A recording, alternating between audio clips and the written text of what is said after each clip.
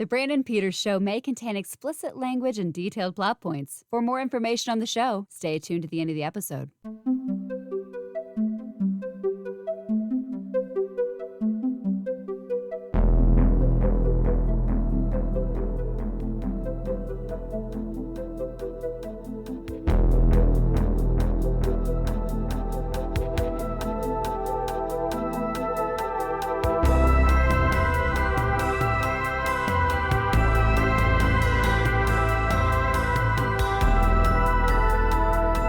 And now, here's Brandon.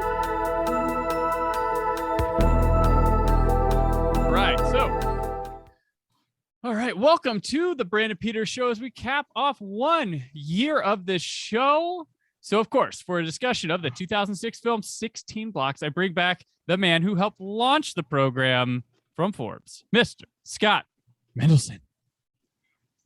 Thank you. I can hear the applause from here. Okay. Zack Snyder rules. Sometimes I liked Sucker Punch before it was cool. Nobody's got a flawless filmography. You know, if it had a halfway decent extras, I'd probably have bought the Snyder cut on Blu-ray this afternoon. There you go. But, I got it for free. Oh yeah. I mean, gosh, Hitchcock even made some bad ones, folks. Like he did. I'm not a fan of the birds. I've never gotten into it. No. I'm not gonna diss his classics. I was talking. Oh gosh, what is it? I'm gonna have to look it up here. So Topaz. Yeah. Oh yeah. I'm a fan of Topaz. That's not one of his better ones. There is one Topaz. really beautiful shot where a woman gets stabbed or shot and she falls, and her dress falls like a blood pool, which is really cool. But it's like a 2.5 hour movie, and not engaging. Foul Play, his last movie, isn't all that great, if I recall. Family plot. Foul Play is a Trova. I'm sorry. Comedy. Yeah. Family Plot. Yeah, Family Plot's better than its rep, but it's yeah. Marnie doesn't do much for him, but it's nice seeing Sean Connery stretch in an early age. Oh, I enjoy Marnie's one of those I didn't like younger. I was like, but as an adult, I'm more into it. I'm big on, actually one that's lesser talked about, Torn Curtain with Paul Newman. It was fun. It's his formula. Again, it's not one of the strongest ones of that formula, but it works for me. I'll tell you one that really worked for me just when I was a kid and first getting into Hitchcock when I was 11 was, I watched Psycho. I like Psycho. I like Vertigo in Your Window, but I thought Dial M for Murder was a blast. Oh, yeah. That was really and I good. like the remake too. Perfect Murder. I think they're both very fun, well-made adaptation, versions of a similar story. Yeah, I saw Dial M on 35mm one time. Oh, wow. Yeah, it was awesome. I think you and I talked about Perfect Murder where we, like Viggo Mortensen once got a bad rap from us where we were like, he's just some pretty guy they put in movies. And I had no idea who he was. This guy's really good. Like, how did he get billing? Okay, whatever. Yeah. How did he get? I didn't remember Man on the Moon with Reese Witherspoon. Right. Where he dies by tractor, if I recall. Oh, and then he was in G.I. Jane with the stash. Yes. I didn't watch many Viggo Mortensen. I had seen him in Texas Chainsaw Massacre 3. Like that was. Was he in The Prophecy with Chris Walken? Yep. Mm-hmm. But I saw that years after the fact. That guy put in the work before he got leads. Like really did. And he was willing to hop on a plane quickly when Stuart Townsend was that the one that got tossed? Mm-hmm. The Dougherty Scott of Lord of the Rings franchise. Right. Oh gosh. True. Two of them could have an interesting conversation. Yeah. Thanks for the career, man. How's those Anne Rice movies going? No. But yeah, a year ago this started. I mean, we recorded it more than a year ago because I started really early, but this dropped this show and it was off running. And I think it's been kind of, maybe I've found footing, but the format and stuff really was helped laid out with you to start and run through it. And I think it's been going the same, similar. I did very little work. This is all you, man. I know it was all, but you were the first subject to have to experience of course. this nonsense. for the show. Will always be your Bill Murray. Like I said, like I would say, I was like, I'm your Jean-Paul Valley for Middleton's memos. So, which I had to explain to somebody. Oh, in my Crow episode, I explained that to Danielle Sepulveda. I was like, this is like the Crow was like during this time with like all these like dark, edgy guys, or like, oh, the superhero that kill. And like for Batman, they just said, well, Bruce Wayne's gone. We got this crazy asshole who's gonna show you why you don't want Batman to be like that. And she didn't know that particular arc? No, she didn't know that. She wouldn't How really old big is comic she? books. She's my age. Oh, okay. But she wasn't a comic book. No, that's whatever. I get it. So. I just the plot twist from the, she's like 22. It's like, oh. I've had those where I've actually I'm sure. go back with music videos where I'm like, you don't know this? I'm like, well, I listened to your Meet the Robinsons episode. I watched it as a teenager while babysitting or whatever. Mm-hmm. Yeah. Which that was one taken from Scott, right? That was like, oh, that's a Mendelson I had to classic. spread the wealth. I told Sabina, I'm like, you're gonna be hearing from Scott Mendelson about this one. She picked that. I was like, oh.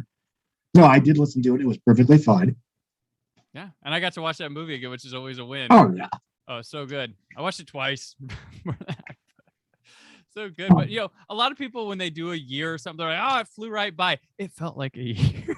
Oh yeah. Well, like, especially during these times. We're living in the end times. We're living in the end times. I put out like a lot. I went from a bi-weekly podcast on my old show to like daily stuff from this almost. So it's a lot of work, and I'm glad to have had. I mean, you've been a regular on this show inadvertently because the Out Now commentary is run in this stream as well. Yes. So you've been on here, but you've also made 3 appearances as well, which in the old show, I think you only made 1 early on appearance, and then Superman 3 and 4, right? Superman 3 and 4. I apologize for not doing that one more. I should have. Oh, wasn't you. What is that supposed to mean? Long story off air. Boom. Interesting. There we go. Oh, gossip. Yeah. Folks be like, wow, what's going on? What do they know? You won't know. But you can put 2 to 2 together equals 2. But yeah, and you have been last time the box office was slowly coming back. Now the box office is kind of back. Well, let me put it this way. In a year and change, we've gone from, God, I wish people would see more than just Marvel movies, to, thank God, people are seeing Marvel movies. Right. Yeah. Shang-Chi, the savior of not summer, because we're at Labor Day. Well, I think this year counts as summer. And finally, it's in the Out Now box. I've got number 2 on my box office pool. Come on, hurry up and get past Black Widow, you little. Yeah. Got like 2 weeks. I didn't put that one as high because I'm like, well, it's at the end, so I don't know how much it's going to accumulate before this is over. Huh? I mean, if I had thought about that ahead of time, I might have agreed with you. Yeah, we're referring to the vacuum. Out Now with Aaron and Abe box office gamble that we've taken every summer, and this year has been exciting and frustrating. Did anyone not put F9 at number 1? I'm pretty sure that was it. I think everyone's top 5 was relatively the same, give or take a title. I had Jungle Cruise in my top 5, I think. Yeah, it's luckily I had the horror movies in the 10, but at the bottom of the 10. So obviously we all believe too much in The Heights. That's a tragedy. I didn't. I had fair enough. Good for you. I dark horsed it. You're not making the mistake of Warner Brothers of overestimating the taste of the American moviegoer. Right, which is a great movie. Oh yeah, I recently did the 4K. Holy crap, that movie's outstanding. People should see it. Maybe it'll become a cult hit. I don't know what constitute those nowadays. Yeah, what the hell does that mean now? What you get nowadays is a bunch of people going, why didn't people go see us in theater? It's great. I'm like, did you? Well, no. But why didn't people, like, the Arrested Development crowd, that crowd, that's the one I'm talking about. The why didn't people watch this? It was great. I'm like, you just figured it. You just started it 5 years later. Like, what are you like? Spider-Man Into the Spider-Verse is great, and nobody talks about it. Mm-hmm. Won an Oscar over a Pixar movie. They're pretty happy with that. It made money. Yeah, It's a cartoon. They're lucky it didn't pull a Mask of the Phantasm. Right? Yeah. That cult movie right there. There we go. That would constitute that still as a cult. I don't think people still have seen that movie, or know that it exists even.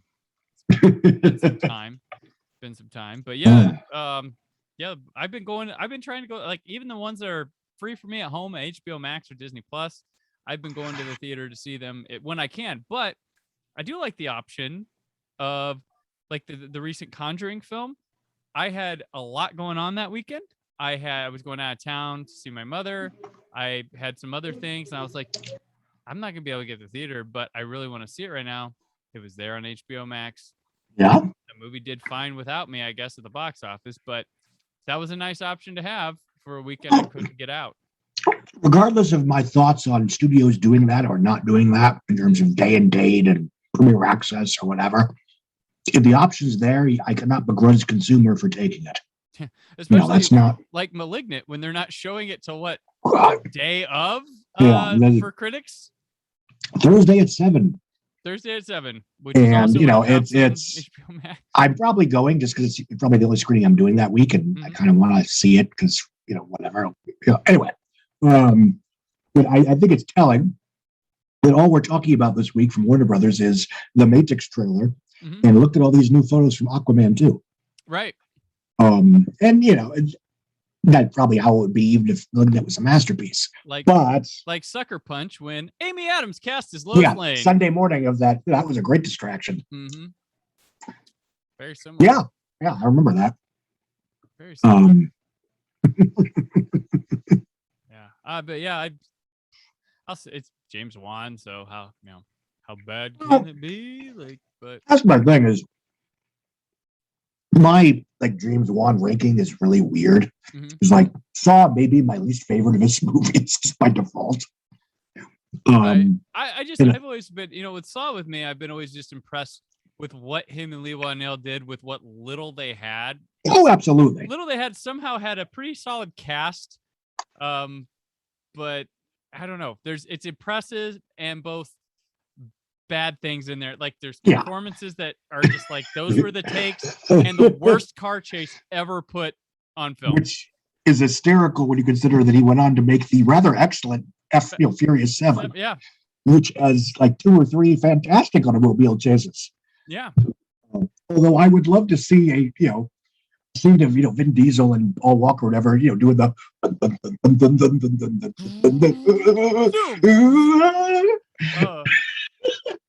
you like a sick that's all extended cut of F9.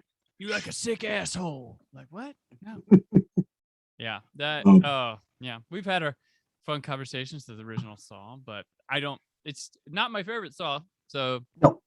But I actually like Insidious more than Insidious 2 more than Insidious 1. I think they're both solid. I like Insidious 2 partially because it actually has an ending, unlike the first one, which had, I was totally in its touches until they had a cliffhanger. It's not over yet. Well, I didn't think it was over. I think they like John Carpenter and they wanted to go for that poof ending, which now those people used to leave the theater going, "Oh, one last scare," or it's still out there. I can't go in the parking lot. I'm scared. Now it's like, looks like they're making another one. Like, yeah, you're absolutely right. It could be like Halloween. People left the theater after Halloween in 1978. Fine. Today they'd be like, "Whoa, when's the next one coming?" They left it open for a sequel. It's like, no, it's supposed to mean when you go home tonight, Michael Myers could come to your house and kill you. That's all it is. The pirate ghosts still are gonna come on the holiday that they haunt that island. Like it's a stinger. It's not. Well, it's like I remember even in the summer of '93, I had to explain to my fellow middle schoolers that no, just because there was a goofy cliffhanger does not mean we're getting another Super Mario Brothers movie. And thus, there was not another Super Mario Brothers movie. Yeah.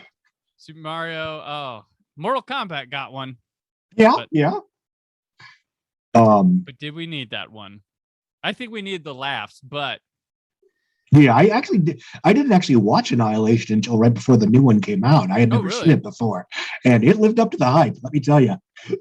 It's I was like, I watched him before the new one came out, and I was like, hey, I was entertained. I'll tell you what, I don't know for the right reasons, but that movie entertained me. And then, did you watch the animated one?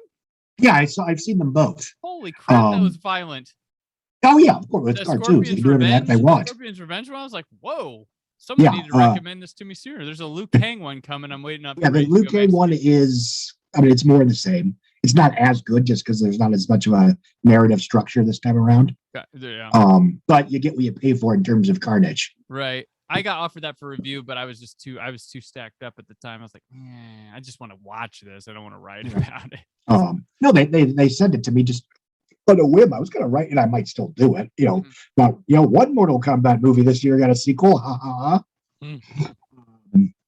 That's funny. Although, I mean, to be fair, and this is total speculation, I would not be surprised if Mortal Kombat, the live action one, got some kind of sequel, just as sort of a proof of concept that the whole HBO Max thing didn't kill off all their franchises. Gotcha. Because it's cheap enough, and people did watch it, HBO Max. I mean, by those standards, it did very well. Right. And I think with Mortal Kombat's IP, it's always going to have that option because the games are always really popular. Yes. So at some point, someone's going to try to hit a generation, like maybe this will be their Mortal Kombat movie. Like every time there's either going to be, because in the meantime, they weren't films, but they had that Mortal Kombat Legacy, that mini series thing that was film-like with Michael Jai White. So there was that in between. There's been cartoons.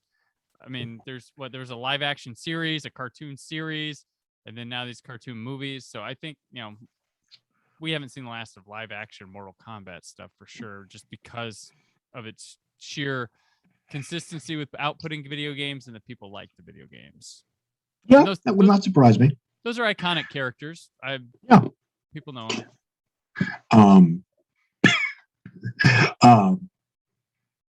Sorry, I lost in thought for a second. But yeah, Liu Kang's Destiny or whatever it's called, it's fine. It is what it is. And then what were we talking about before Mortal Kombat? We were just talking about I think we were talking about HBO Max stuff. Oh yeah. And obviously, unless I walk out of my, Malignant, I was going to say Maleficent, that's a little different. Malignant thing, it's the new classic of horror. Then I'll patch most people will just say, watch this on HBO Max. Mm-hmm. Those that choose to, because obviously what we're seeing is the numbers, the lost box office revenue is not being made up, as far as I can tell anyway, with HBO Max. I mean, after In the Heights came out, everyone's like, oh, everybody must have watched it on HBO Max. It got less viewers in opening weekend than Those Who Wish Me Dead. Yeah. That's a tragedy, but it is what it is. And one of the frustrating things about this, the new normal in terms of streaming is that the numbers are either hidden or they're like differing, conflicting third-party analysis. But I do find of some use because they've been doing them long enough that I can compare them to themselves. Mm-hmm. Like when Samba TV puts out, this movie was watched this number. Well, I know because Samba said this one reported this. So I can compare between Samba and Samba. Right. But the numbers are so hard to discern that it sort of validates any and all narratives, which is very frustrating, especially in this very entrenched fan corporate idea, fanboy, whatever time. Mm-hmm. But whatever, it is what it is. I think the studios are either realizing or are additionally understanding that, as long as they want to make movies that cost $100-200 million, they need theaters to make their money back. Right. Yeah. Because the streaming, I mean, I paid X amount per month, but that gets dispersed between everything they're going to. It's not like I bought a movie ticket for this and that's what this is. I paid $15, but that's going to Mortal Kombat. That's going to Those Who Wish Me Dead. That's going to whatever I watch. Definitely Tom and Jerry. Huh? Definitely Tom and Jerry. Definitely Tom and Jerry. But it's a movie that saved cinema. It's like the best story about stream or something that just had a boom for a service is Hamilton. Is that the best thing that's drawn people? I think so. I think that was the right movie at the right time, and kudos for Disney for not holding onto it for another year and a half. Mm-hmm. And that was also something that I would argue that I don't think anyone's going to feel that they lose much not seeing that in theaters, because that's not something that you would expect to see in theaters anyway. It's almost like the Fathom events, like come see the exactly. Fathom like, events, or BBC presents this live recording of Phantom of the Opera, or something. Right? Yeah. Now, having said that, the recreation of Hamilton was excellent. Mm-hmm. I would love to see more versions of that with other stage plays. Especially I don't necessarily have the time and endless money to fly my kids to New York and see something on Broadway every other week. Right. And I'll tell you what, that Hamilton, my kids have had that on like loop since it dropped. They are obsessed with Hamilton. Like it's crazy. Have they seen Vivo? No, I don't think they have. Good. It's a cartoon. It's on Netflix. Came out about a month ago. Stars Lin-Manuel Miranda. Okay.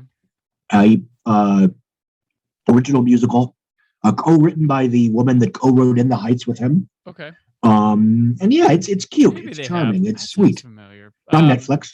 She watched In the Heights like crazy while it was on HBO Max and got really pissed when it was taken away because my daughter, she was all about it, but now we have it on 4K Ultra HD and she can watch it there you go. And digital because it comes with digital copy and she can watch it all the time. So but yeah, so it's been a little bit of a box office chat here. So we'll move on to 16 Blocks. It's directed by Richard Donner, written by Richard Wank, starring Bruce Willis, Yassine Bey under his alias Mos Def, David Zayas, Jenna Stern, and David Morse. It's about an aging alcoholic cop who is assigned to the task of escorting a witness from police custody to a courthouse 16 blocks away. There are, however, chaotic forces at work that prevent them from making it in one piece. Scott, you and I are big fans of this movie. So yes. And I think you and I reference it more than probably anybody else I can think quite of. Possibly. It came out in early 2006. I don't know the exact weekend, but I know it was early enough to have a Super Bowl commercial. It was March, April. I saw it at the Chinese on like the Tuesday after it came out. I remember because I had a friend come visit me for spring break that year. And I took him to a movie, The Chinese, and it was 16 blocks and it was like a Tuesday night. That's nice. Probably 10 people in that theater total. But because of that, I was like, man, the sound mix and sound design is phenomenal in 16 blocks. Like it was really good. But and I really enjoyed the movie, which I was just like, well, that's the thing playing there this week. And I was like, and I came out going, I think it was really, really good. So yeah, I mean, I saw it, I think also when Monday or Tuesday or whatever, after opening weekend, I think at the Burbank. And yeah, it struck me as, and this was before, this was when there was only 3 Die Hard movies in existence. Yeah. It's sort of a best case scenario final Die Hard story. Yeah. In that, in the real world, this is what a police officer like John McClane would become, where he has no friends, he's estranged from most of his family, he's a raging alcoholic, his fellow officers, tolerate him and humor him, but they're just that have taken advantage of them because you can tell they're slightly younger. But like I said, like I know people will be like, "Well, John McClane would be like this." I'm like, where we saw him in Die Hard with a Vengeance, this is very much where he could become. Maybe not the John McClane at the end of the first one. It's happy, whatever. Yeah. But John McClane from the follow-up that was done by one of the creators of the original Die Hard, McTiernan, this feels like the extension of that. And we would get Die Hard with Live Free or Die Hard the very next year, which is funny because I think you and I in 2006 were like, this would be a great final Die Hard. We don't need another Die Hard. We have 16 blocks. But to be fair, Live Free or Die Hard is pretty decent. Yeah. And it deals with a lot of the same, thematics as this. The whole this guy who at one moment in his life was this larger than life superhero, basically, and the rest of his life just sort of happened. Yeah. I mean, Live Free doesn't ignore, it doesn't negate the 2 previous ones, but it certainly doesn't talk about them in any real way. No, it's John McClane, the mythical figure he'd become in the time between the sequels. Yes. So that's how I always looked at it. I know people are like, he's not like this. I'm like, no. you're seeing him through the lens of what we've created in fandom of him, like this Yes. idolized McClane that's not even happy with himself and stuff like that. But through the lens of who he was, we see these heroic deeds in a heightened fashion. Yes. But getting back to 16 Blocks, regardless of its diehard connections or not, it is an original picture, and it's not a franchise film. And yeah, it's a very, I don't want to say slow burn because it's actually very fast paced, but it's not particularly violent. Mm-hmm. It is a police thriller in which all of the characters try really hard not to kill other people. Right. Because in the real world, there are consequences for that. Even the bad guy, even David Morse. Yeah, even the bad guys try, David Morse does not want to kill people. Yeah. It's not like they run around popping bystanders. I'm sorry? Yeah, well, except Mos Def, but he won't do it himself. Yeah, exactly. And, it's there's a certain tension because they're, both parties are trying to avoid quote unquote unnecessary violence. The film is very mournful and I don't want to say somber because it's not. It's certainly, again, it's a Richard Donner film. Richard Donner, come what may, is a relatively optimistic, idealistic person. Mm-hmm. And the film eventually becomes a somewhat idealistic and optimistic picture. Even though it is very, in a non-yellow highlighter kind of way, upfront about, institutional police corruption, institutional racism and how that factors into police corruption. Right. I'm assuming people have seen the movie if they're going to be watching this. Yeah, this is a spoiler-heavy discussion, yes. We find out toward the end that Bruce Willis, who's been spending this entire film protecting a witness from murder, which is very uncharacteristic for his character at that point, and it's sort of, it's funny that the other bad guys who were all his friends and colleagues are like, where did this come from? Yeah. I think David Morse even says at some point, I guess he woke up. Right. Yeah. And the scene, that he kicks off the movie, which there is, one of the cops just pulls his, not a cop, it's one of the other guys, someone they hired, is about to kill him. And then out of nowhere, Bruce Willis just on instinct drops his liquor and shoots the guy. And the look on his face is like, I can't believe I just did that. Why did I just do that? What does this mean now? It's such an atypical reaction from a movie action hero. Mm-hmm. And that resonates throughout the entire picture. Again, they're trying to avoid conflict at all costs, but you could probably count the gunshots in this film, if you were so inclined. But the film, through Mos Def's character, he's a small-time criminal that one way or another got mixed up in, shady business, but his lifelong dream is to open a bakery, and he's got the money. He just needs to, survive long enough to get out of town to open up that bakery. Yeah, he's going to testify and go. Yeah. Then he's got a locker with the money in it that he has to go grab, and then he's going to Seattle. Yeah, and he's testifying against corrupt cops, one of whom turns out to be Bruce Willis. Yeah. So it's not really treated as a plot twist. It's sort of like, oh, okay, that makes sense. I mean, this entire film has been about these friends and former partners of Willis's character, Jack something or another, who are, corrupt in a very realistic, non-melodramatic way. Of course, he'd also be involved. Right. And the film comes to a conclusion, frankly, in a very surprising way. First of all, the witness in question does not testify. Right. He sort of, allows him to get away and go off and live his life. And he takes that person's place on the witness stand, implicating himself. Right. As we find out in the epilogue, he goes to jail for it for a couple years. He originally, in the original ending, he died for it. Yes. And again, that's, Richard Donner does generally not like doing unhappy endings. Yeah. That does not surprise me.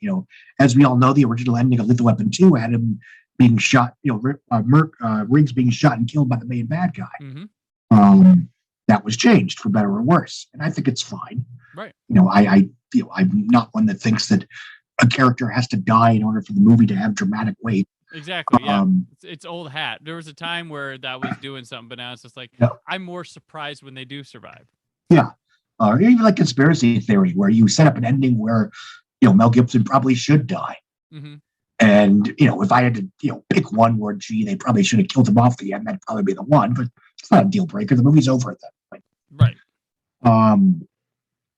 But no, he does not die. And the epilogue is actually very sweet.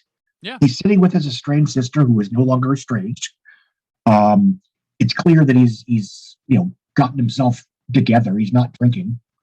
He looks clean, like his eyes. Yeah, he looks clean. No he looks mustache. clean and sober. He looks real clean and sober. Yeah. And the epilogue is he gets a note from I apologize, I forget the name of the character that Mos Def plays. I should have looked that up. I apologize. Oh no, you're fine. It's Eddie Bunker. Eddie, and he sends him a cake from his new cake shop, and he's with a very sweet note. And basically, the idea is that people can change. As Rocky once said, when after he defeated Ivan Drago and ended the Cold War in Soviet Union, Soviet Russia. And it's a very optimistic picture in terms of just action thriller thematics. And yes, by today's standards, it probably would get a lot of think pieces about, it's so honest about police corruption, and it's so honest about systemic racism, and how the criminal justice system doesn't go after bad guys and punishes the little guy. And again, back in a less heightened time, that was just considered good movie making. Yeah. I mean, I remember being not shocked, but amused when I rewatched the 2 Candyman sequels last year, back when we all thought Candyman was coming out in late 2020.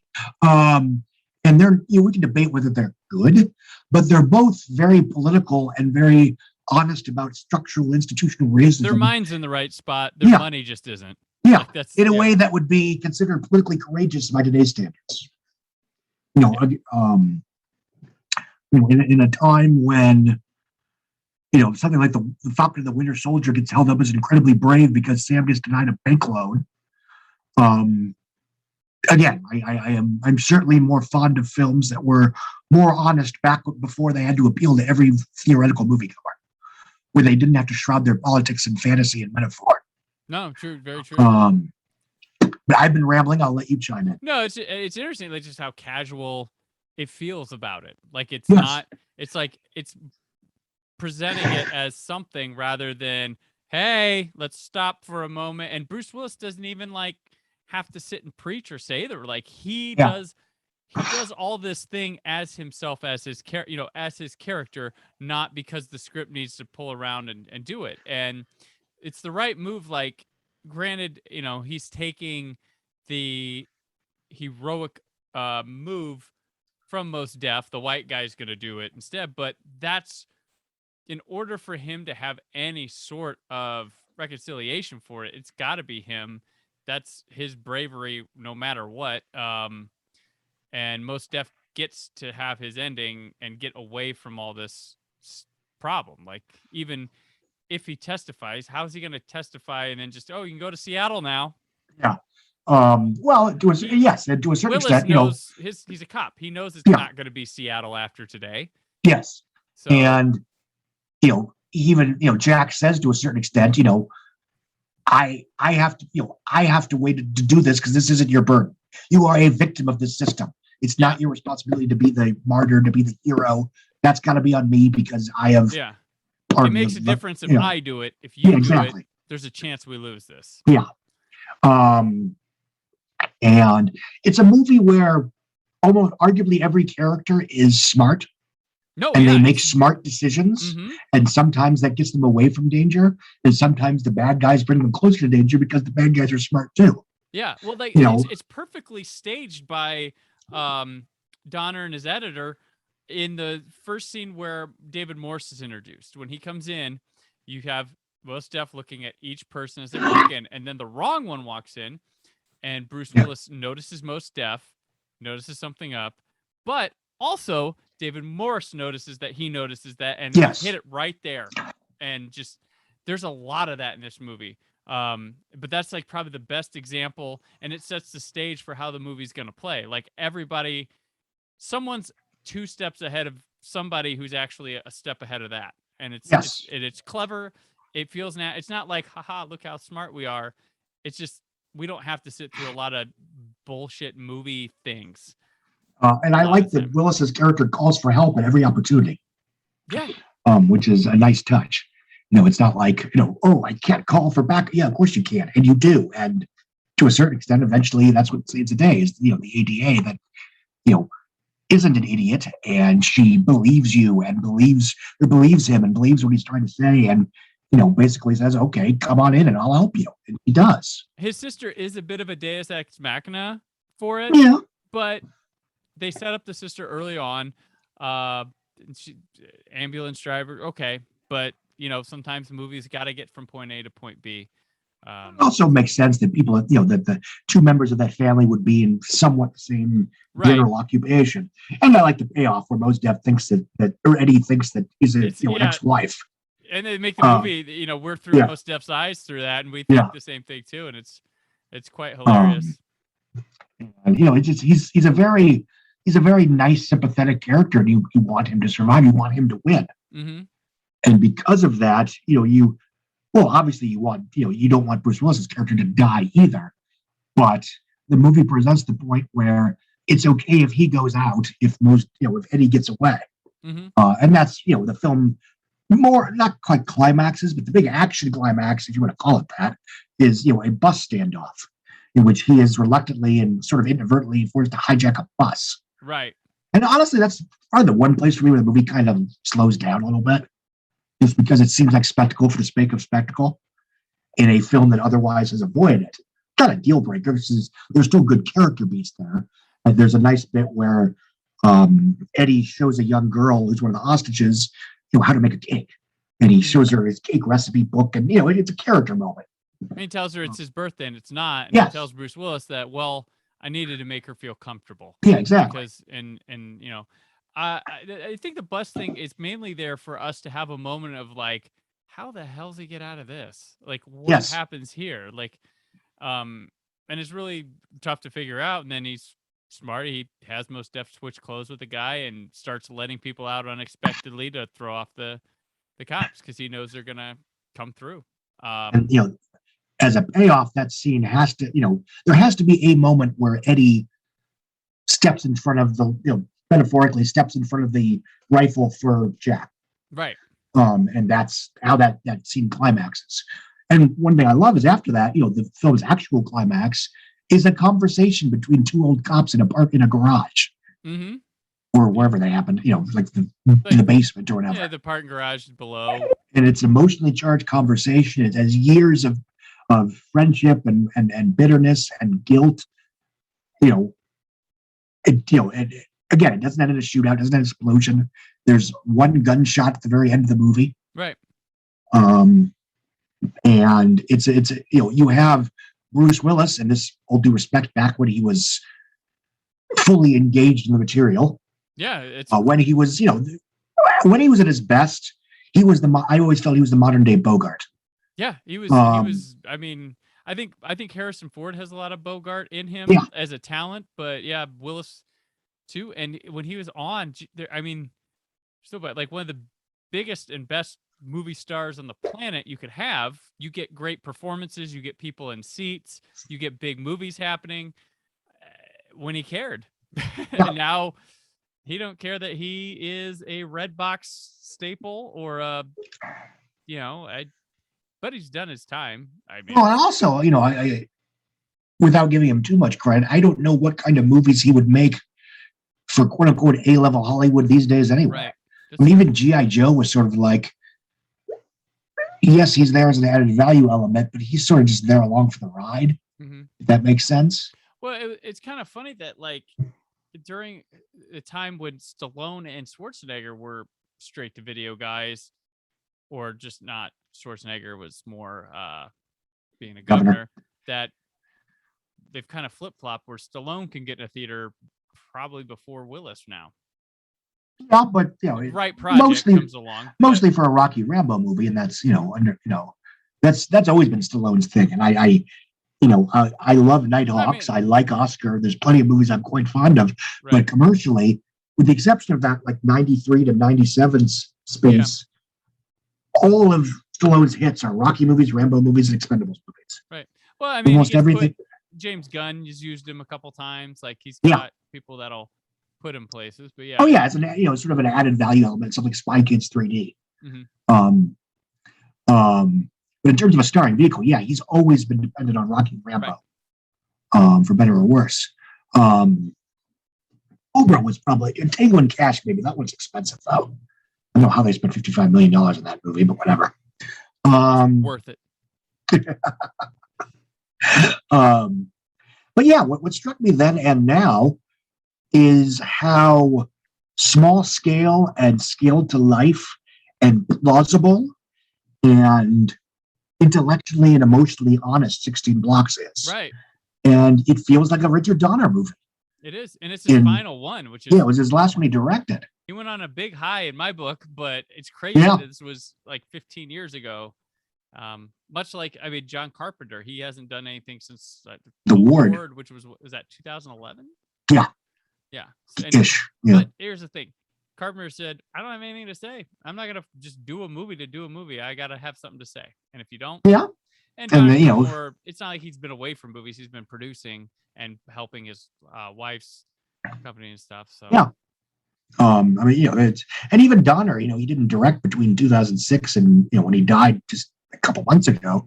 But he was, he and his wife have been producing Up a Storm before and after that. They produced Free Willy. They produced the X-Men films. Produced. Wasn't he pretty integral in those reshoots for Wolverine, X-Men Origins? Possibly. They sent him. I believe they sent him to the set. Or that's quite possible. I know for that. I remember that. Because I know they were heavy on producing, and they produced The Lost Boys, which I would argue is sort of the other side of the 80s nostalgia coin with Goonies, which he, of course, directed. No, and I mentioned this right after he died, that in a somewhat under the radar, less flashy, less celebrated way, Richard Donner is as responsible for pop culture childhood as Spielberg and Zemeckis. Yeah. I mean, the guy made one of the definitive prestige adult horror films of the 70s. Mm-hmm. He basically invented the modern comic book superhero movie. The Goonies is basically the definitive 80s kids adventure nostalgia flick. Monster Squad's better, but whatever. Yes, it is. He and McTiernan and Verhoeven, basically revitalized the American action movie with him. It was obviously Lethal Weapon. Mm-hmm. Lethal Weapon 2 was like the first modern breakout sequel. Where the sequel does far more than its predecessor without any kind of, this is a big event for people that don't care, things like Terminator 2 and Rambo 2. Right, yeah. Lethal Weapon 2 was just another Lethal Weapon movie. Right. And even, I don't want to give Scrooge too much cultural credit, but that was the introduction for A Christmas Carol to a lot of Reagan-era kids. Mm-hmm. Yeah.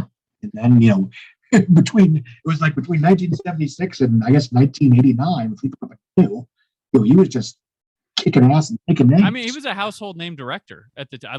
There was Richard Donner. I mean, if you followed the industry, you knew who he was. Yeah. I knew, he was one of the first directors that I knew, and it wasn't just. I think it was more Lethal Weapon than it was Superman at the time. That I just knew that it was Richard Donner. He did this, and he did Goonies, and then he did Superman. Okay, and then The Omen, awesome. I love The Omen. What?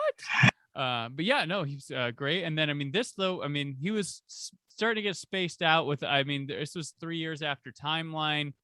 And before that was Lethal Weapon 4, which was 8 years before 16 Blocks. So yes, in that period. No, he did a lot of Mel Gibson movies in the 90s.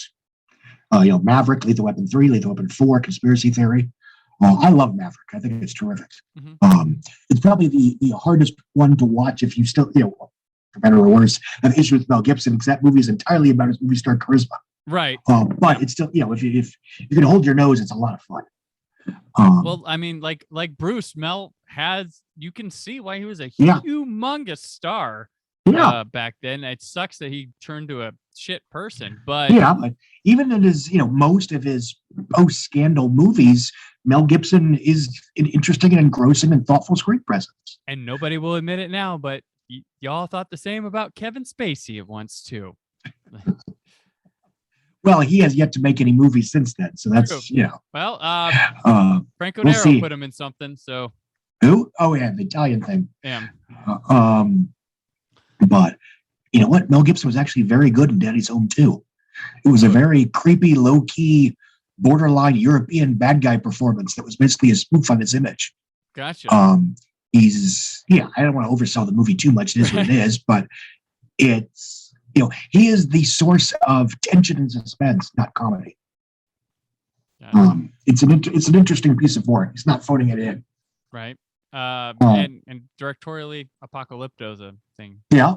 And Hacksaw Ridge is an excellent World War II picture. Mm-hmm. It's, corny as Kansas, but it gets the job done. Gotcha, yeah. But he's not in 16 Blocks. What was that? He's not in 16 Blocks. Though. He's not. Getting back to 16 Blocks. But who is great in 16 Blocks is David Morse. Like, he As is always. Phenomenal. And I would think, had this movie been like a big hit in a weak Oscar year, I don't know that he'd get nominated, but people might think he could sneak in because he's just that good in this movie. And he's played a lot of cops. Yeah. He's also played a cop turned cab driver in a CBS show called Hack that aired for a couple of years. I don't know why I randomly brought that up. Yeah.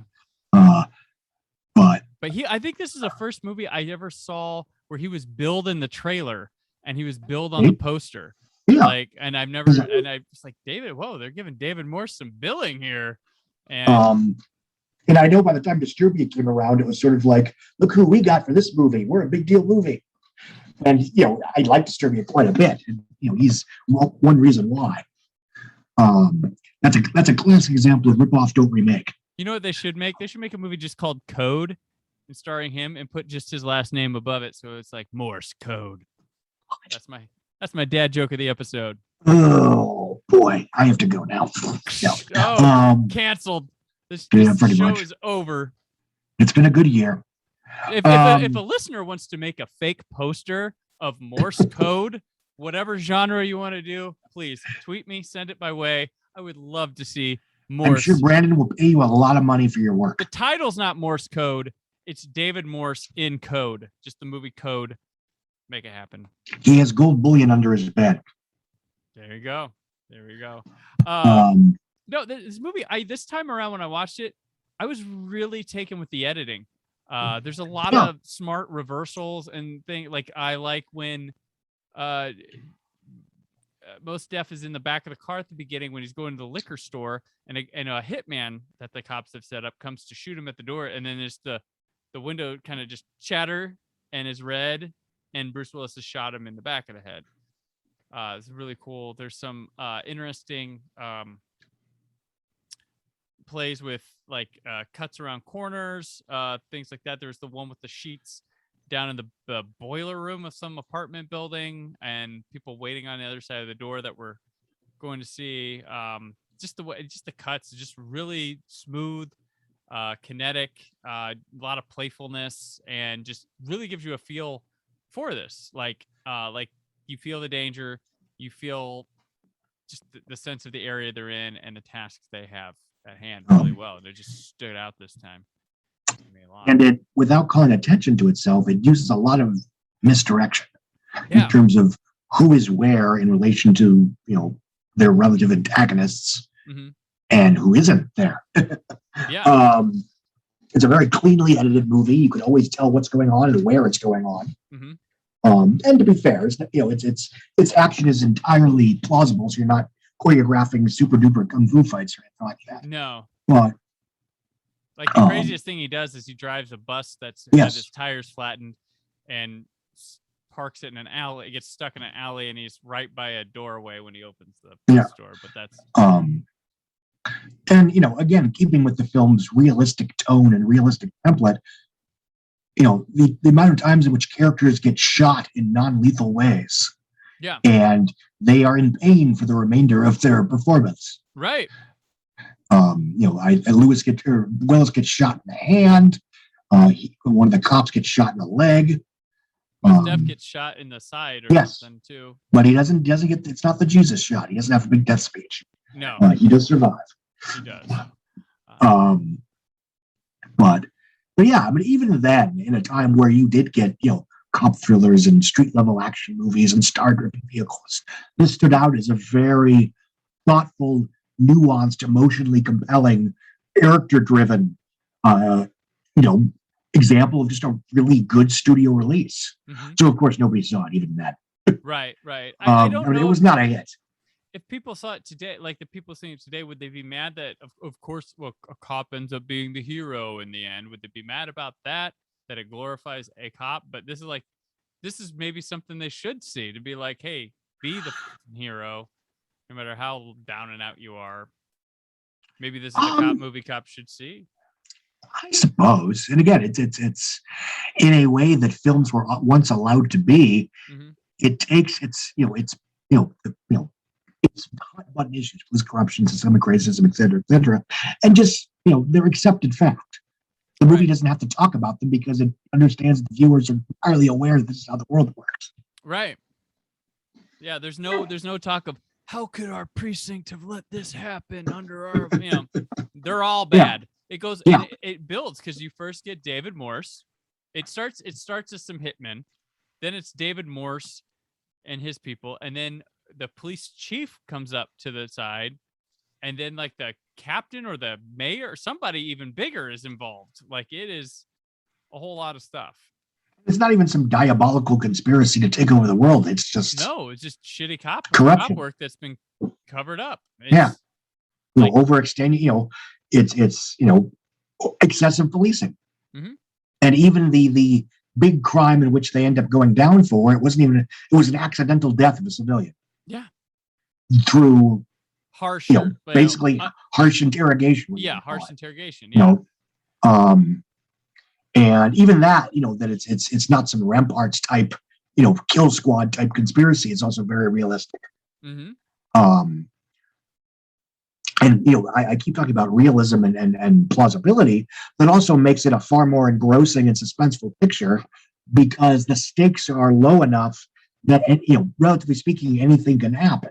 Mm-hmm. This isn't a film where Bruce Willis has to stop some guy from wiping out everything electronic in the country. Right. Of course he's going to win. This is an Escape from LA movie, or this isn't a Slade Plissken movie.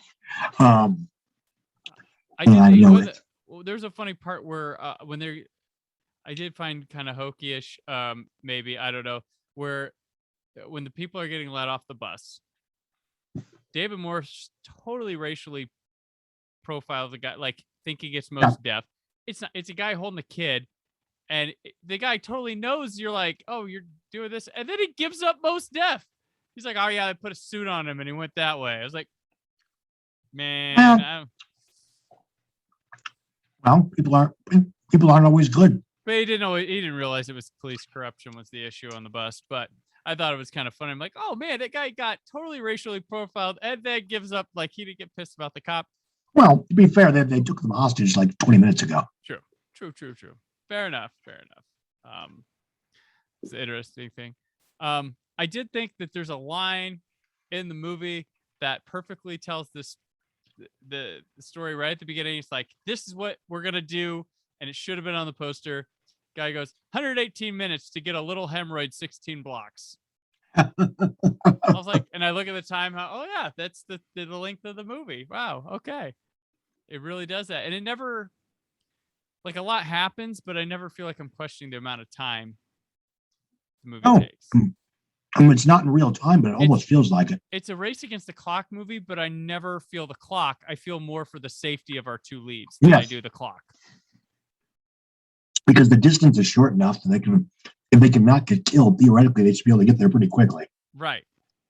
So yeah, they check the time once in a while, but I'm never like, hurry, guys, get it. I'm more like, escape the situation. Because I feel like if they can get him to the courthouse, it doesn't matter if he's late. Like they can explain, so cops were trying to kill us. Yes. We were trying to get here. But here he is. Sorry, we have blood on us. Cops were trying to kill us. So he couldn't talk. But that's. But yeah, and again, I find the film's epilogue very moving. It is a very satisfying coronation of the two protagonists and the effect they each had on each other's lives. Right. And it's a very it's very do right and it's very pro karma. Right. And that's cheesy, but this is a fictional film. Yeah. And in all fairness too, the alternate ending, which is more of a downer, has this same sort of, it has a similar take on this, but just Bruce Willis's character had died in the one, and Mos Def never found out until he made that cake. Yeah. But it still works in that fashion. It's just a little bit more of a downbeat note than the upbeat one. But I like Willis getting to see the reaction. I prefer the one where he lived. I think it works better. And it shows you that most deaths, Eddie Bunker really made the difference in this guy's life. Yes. That he did more than just that day. Like, and, you know, he might go out to Seattle and see him. He might not. It doesn't matter. But they, you know. Because if Jack dies in the courthouse, then Eddie hasn't made him as much of a difference than he would have, than he does, if Jack lives and has a vaguely satisfying last few years of his life. Right, exactly. Because Jack, I mean, Eddie's the one who gets him to kind of reconcile with his sister, to reconcile with himself, to, you know, do all this and see the good in which he gets to live, to see the good with which he did, to, you know, say, oh, I made the right decision here. Yes. He probably not a cop. He's not a cop anymore, but, you know, who knows what kind of difference he can make there. So yeah, I mean, it's a damn good movie. Back when movies of this nature were far more common in wide theatrical release from major studios at a certain budget level. It's not egregiously expensive, but it's like what, $40 million? 55. Back when that was 55, when that was normal for a major studio picture. It's got Bruce Willis, so it probably he probably cost a chunk. Yeah, back when he was worth it. Yeah, he was worth it. Spring movie. Yeah, it did. I mean, it did solid. It would have been done a lot better had it not cost as much, but that's the case with a lot of movies too. But, I think it's just a case. I don't know why it wouldn't have been interesting to people to go see, but I've always really liked it. It needs a new Blu-ray release or something because the audio is still Dolby Digital compressed audio from the original. I worked on this Blu-ray when it came out, and HD DVD too, I believe. It was that early. It got both. But, yeah, that was right at sort of as the DVD wave was starting to go a little bit down. Which, you know, to be fair, that was one reason why studios were willing to spend, you know, $45 million in a Queen Latifah romantic comedy, you know, last holiday. Right. Because even if it didn't go crazy in theaters, there was the potential of a vibrant post-theatrical afterlife. Yep. But now there's not. Yeah.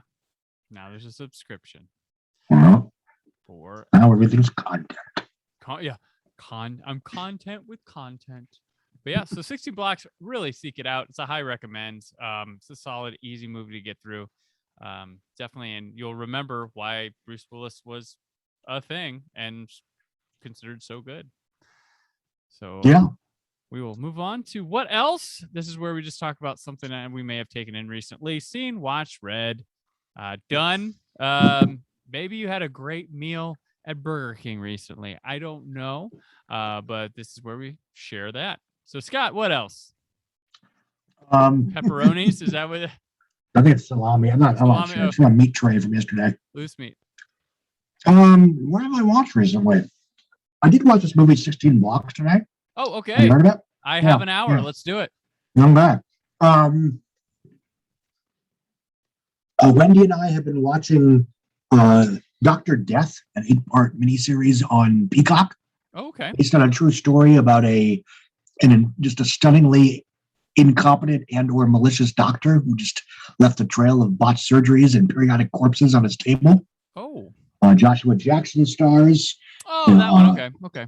Along with Alec Baldwin, Christian Slater, Anna Sophia Robb. It's good in that, you know, we watched it. It's fine. We enjoyed it. But it's also the personification of the new trend in which this 8-hour miniseries could have been a movie. That's a lot of shows, too. Yeah. I mean, it's I'm not the first person to, you know, I'm not remotely the first person to say that, oh, you know, the adult skewing mid-level drama that used to be a movie is now, you know, the streaming miniseries, you know, The Unknowing or, you know, Mayor of Easttown or what have you. Mm-hmm. And that's fine, but Mayor of Easttown at least knew how to be an episodic. I'm sorry? I said Mayor of Easttown at least knew how to be an episodic. It knew the importance of structuring an episode and not just being like, okay, how do we make our movie? they have 3 acts, but they're over the course of a. Yeah, and it's frustrating because A, a lot of this stuff is padded out unnecessarily, and B, in a world where general consumers don't necessarily have time to sit around and binge all day, you're asking them to commit what used to be, 140 minutes or less on a theatrical, what a movie would have been on this like 7.5, 8 hour piece of miniseries. Yeah. And, even if they choose that one, it's going to take them a week to get through it. And there's something else that they might have enjoyed in movie form that they're never going to get around to because the new thing just dropped. Yeah. It's all about the next thing, and not about just marinating in a good old film or a good old series to talk about. We have too much. And luckily, I'll say that I complain that there's too much a lot, but there's probably something for everybody now at any time. So there's that. Yeah. But remember, we used to all give things a shot together. That was, I don't know.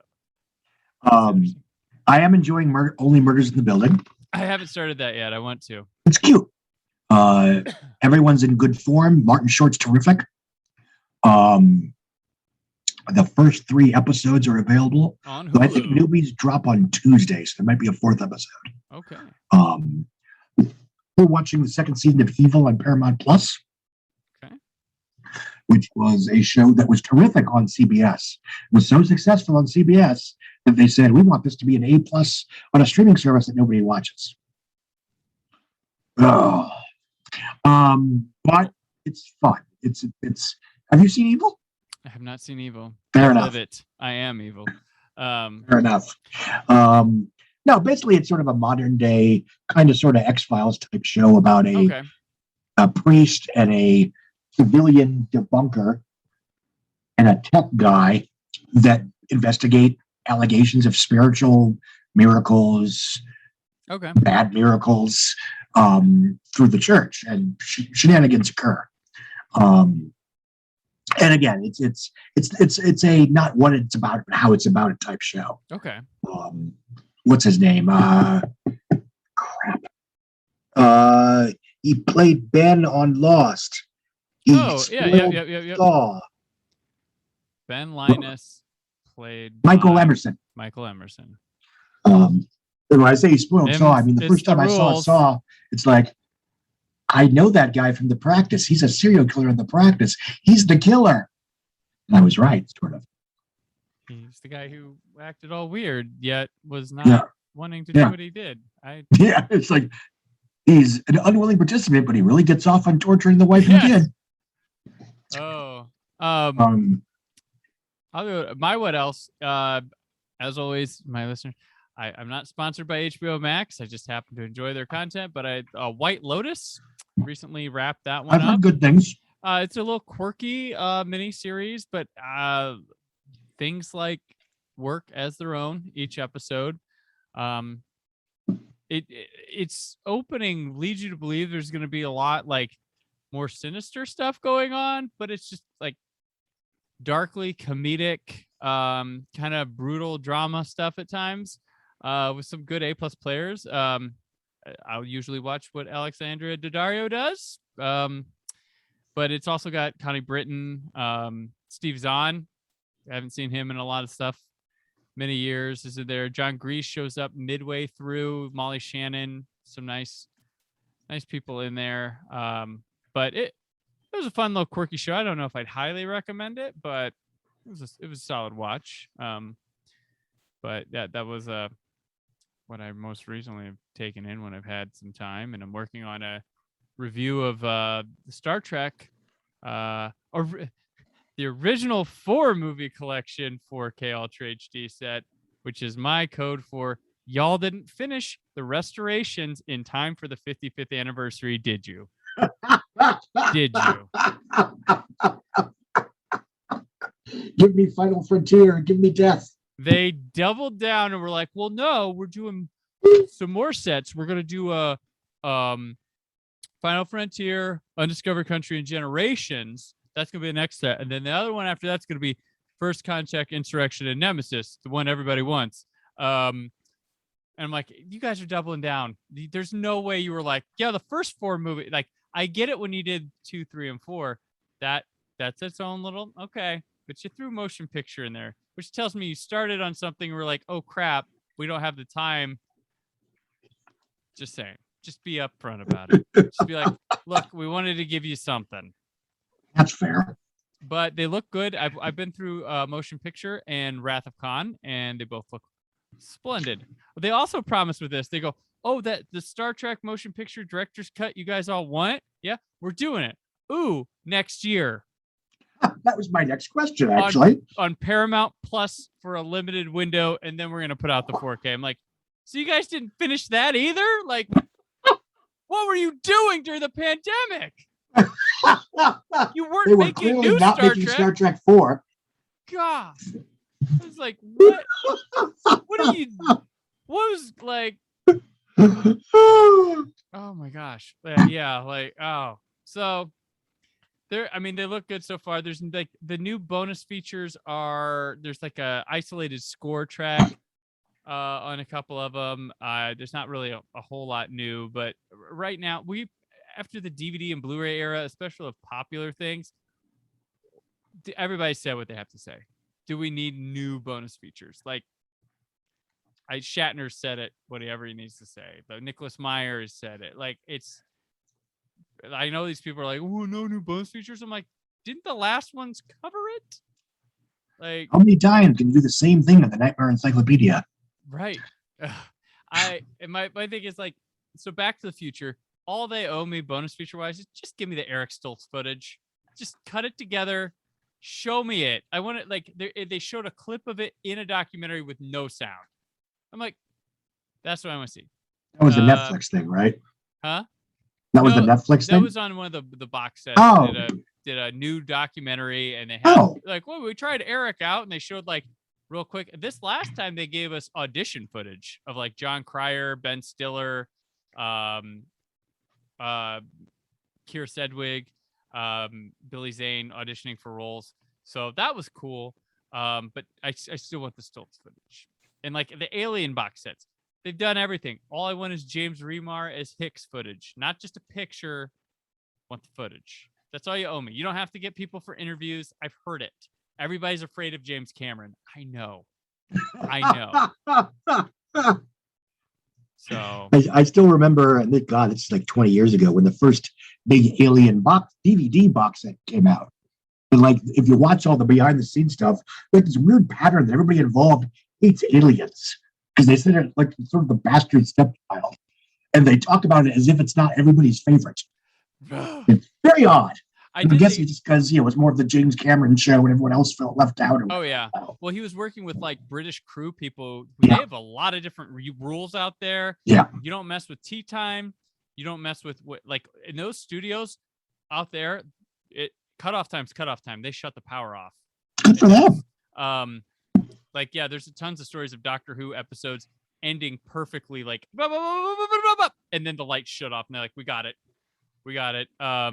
But like, there's a fight. So Escape from New York, Shout Factory did a Blu-ray a couple years ago for it, and they got some of these set designer people that interview for new interviews, and James Cameron was the matte painter on that movie.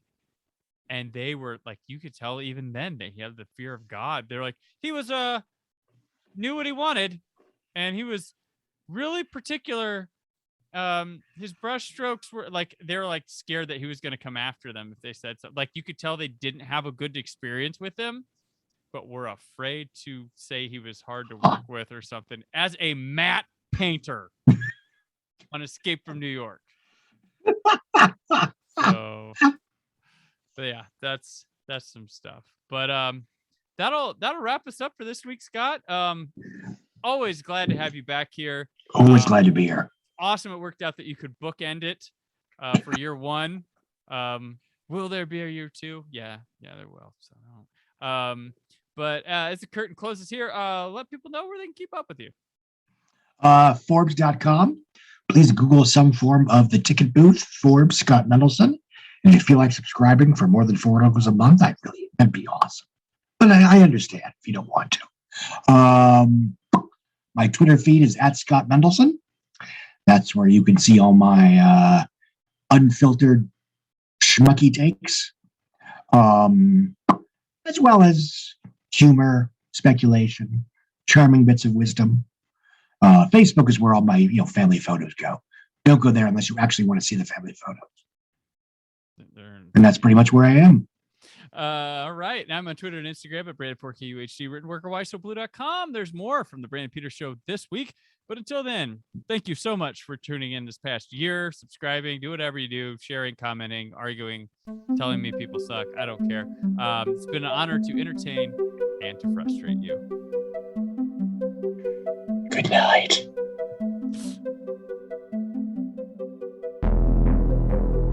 Thank you for listening. The Brandon Peters Show is a Creative Zombie Studios production. Produced by Brad Shoemaker and Brandon Peters. Written and edited by Brandon Peters. Announcer vocals by Jessica Alsman.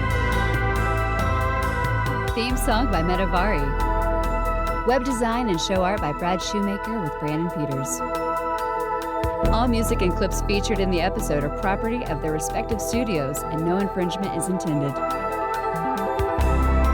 Additional information on this and other episodes at BrandonPetersShow.com.